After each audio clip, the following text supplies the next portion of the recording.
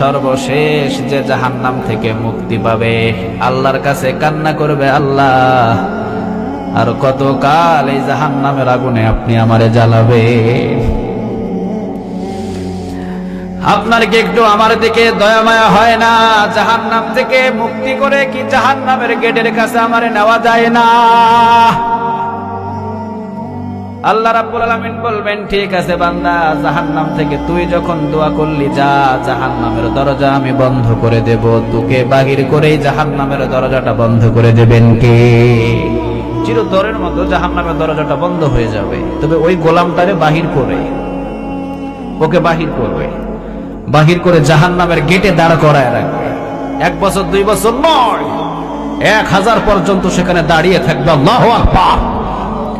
1000 বছর দাঁড়িয়ে থাকার পর আল্লাহর কাছে দোয়া করবে, জাহান্নাম থেকে বাঁচিয়েছেন আল্লাহ, এই জায়গার ভিতরে আপনি আমারে দাঁড় করায় রাখলেন, জাহান্নামের কিছু অগ্নির আবজাস আমার শরীরে লাগে, এখন ওই জায়গাতে আমার কলিজায় সেক লাগে, আল্লাহ এই জায়গা থেকে নিরাপদ কোন স্থানে কি আমারে নিয়ে যাওয়া যায় না? আল্লাহর মতো দয়ালু, আল্লাহর মতো করুণা কেউ আছে নাকি? কথা কর না কেন? আছে, আছে। আল্লাহ বলবে, ঠিক আছে বান্দা, যা। 1000 বছর যখন তুই জাহান্নামের গেটে দাঁড়িয়েছিলি, আমি আল্লাহ রাব্বুল আলামিন জান্নাত এবং জাহান্নামের মাঝখান বরাবর তোকে দাঁড় করাইয়া দিলাম। ফেরেশতারা তাকে নিয়ে যাবে, জান্নাত এবং জাহান্নামের মধ্যস্থানে লোকটা দাঁড়িয়ে থাকবে 1000 বছর। কত বছর? 1000 বছর। এরপরে আল্লাহর কাছে দোয়া করবে, আল্লাহ আপনার চাইতে বড় দয়ালু কেউ আছে নাকি? আল্লাহ বলবে, না না, আমার চাইতে বড় দয়ালু আর কেউ নাই। আল্লাহর কাছে বলবে, আল্লাহ আপনার চাইতে করুণা কোন মাবুদ আছে নাকি? আল্লাহ রাব্বুল আলামিন বলবেন, না, আমার চাইতে করুণাওয়ালা মাবুদ আর কেউ নাই। বান্দা বলবে, আল্লাহ তাহলে এই জায়গায় এতদিন দাঁড় করায়া রাখলেন কেন? আমার একটু জান্নাতের দাঁড় করাইয়া দেন, জান্নাতের একটা গেটে দাঁড় করাইয়া দেন, অথবা জান্নাতের একটা বারান্দায় দাঁড় করাইয়া দেন, অথবা জান্নাতের একটা জানালার পাশে দাঁড় করাইয়া দেন। আমি জান্নাত চাই না আপনার কাছে, জান্নাতের নাজ নিয়ামত গুলো 2 চোখটা দিয়ে দেখতে চাই। আল্লাহ বলবে, ঠিক আছে, যা। ফেরেশতাদেরকে অনুমতি দেবে, ফেরেশতারা নিয়ে যাবে জান্নাতের গেটে। সুবহানাল্লাহ বলেন। তবে এই লোকটা কিন্তু আমলদার ছিল না, এই লোকটা আল্লাহর ইবাদত করতো না, এই লোকটা নামাজ তেমন পড়তো না, তবে এই লোকটা বিশ্বাস করতো যে রব একজন আছে। চিল্লাবেন আল্লাহু আকবার। এই যে বিন্দু মাত্র শুধু ঈমান থাকার কারণে জাহান্নাম থেকে বাঁচায়া তারে জান্নাতে ঢোকাবেন কে? সর্বশেষ ওই লোকটাই জান্নাতে যাবে, জাহান্নাম থেকে মুক্তি পেয়ে জান্নাতে যাবে। এরপর জান্নাতের জানালার পাশে দাঁড়ানোর পর জান্নাতের সব নিয়ামত গুলো দেখতে পাবে না। জানালা দিয়ে কি ঘরের সব সাইড দেখা যায় নাকি? কথা কন না কেন? যাই যাই, এক সাইড দেখা যায়, সব তো নিয়ামত আর দেখা যায় না।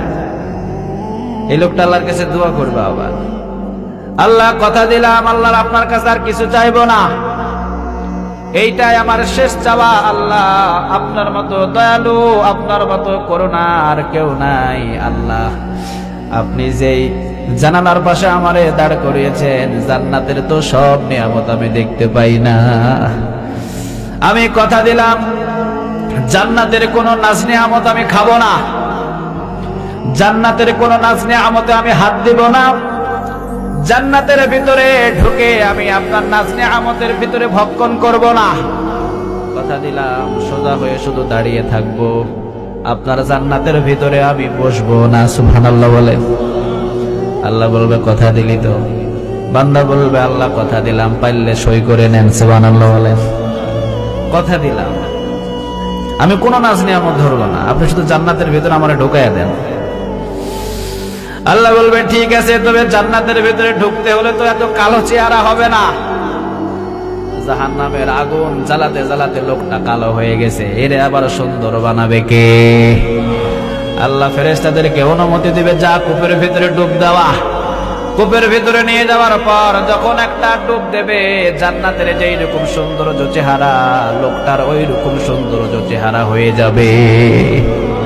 আল্লাহ বলবে এইবার জান্নাতের ভিতরে দাঁড় করায়া দে, লোকটা আমার কাছে কথা দিয়েছে জান্নাতের ভিতরে বসবেও না। সুবহানাল্লাহ বলেন।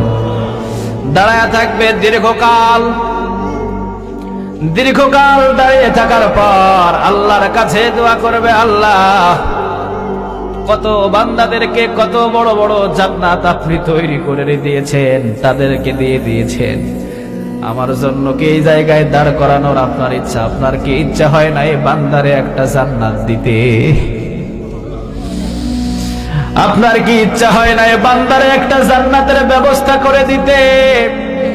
আল্লাহ রাব্বুল আলামিন বলবে অবশ্যই ইচ্ছা হয়, তবে দুনিয়াতে আমল করস নাই কেন? বান্দা বলবে আল্লাহ সুযোগ তো আর নাই, তবে এইবার যদি দুনিয়াতে পাঠান আপনার ইবাদত করা ছাড়া আর কিছু করব না। আল্লাহ বলবে ওই সুযোগ আর নাই বেটা, ওই সুযোগ আর নাই। এরপরে বান্দা বলবে আল্লাহ আমার জন্য কি জান্নাতের কোনো ঘর নাই? শুধু দাঁড় করায় রাখবেন এখানে? আপনি তো রহমান, আপনি তো রহিম, আপনার কাছে তো কোনো অভাব নাই, ঠিক না বা ঠিক? পৃথিবীর সব মানুষদেরকে যদি আপনি জান্নাতের ভেতরে ঢোকায়া দেন, আপনার তো জান্নাতের কোনো অভাব হবে না। যদিও কোনো কোরআনের মাহফিলে বসি নাই, কোরআনের মাহফিলে শুনি নাই, তবে হঠাৎ করে সিএনজির ভিতরে একদিন বসেছিলাম। মুস্তাক ফয়েজি পীর সাহেবের মতো একজন আলেম দোয়া করেছিল, আর ওই আলোচনার ভিতরে শুনেছিলাম পৃথিবীর সমস্ত কাফেরদেরকে যদি আপনি ইমানদার করে জান্নাত দেন, আপনার জান্নাতের কোনো শর্ত পড়বে না। এইটা আমি দুনিয়াতে শুনছিলাম। আমার জন্য কি জান্নাতের কোনো ঘর নাই? আমার জন্য কি জান্নাতের কোনো বাগান নাই? আল্লাহ রাব্বুল আলামিন ফেরেশতাদেরকে ডাক দিয়ে বলবে, যা আমার বান্দা জান্নাতের জন্য লোভ এসেছে, আমি আমার বান্দার জন্য তো জান্নাত বানিয়ে রেখেছি, বান্দার শুধু কাহিনীটা আমি এতক্ষণ দেখেছি।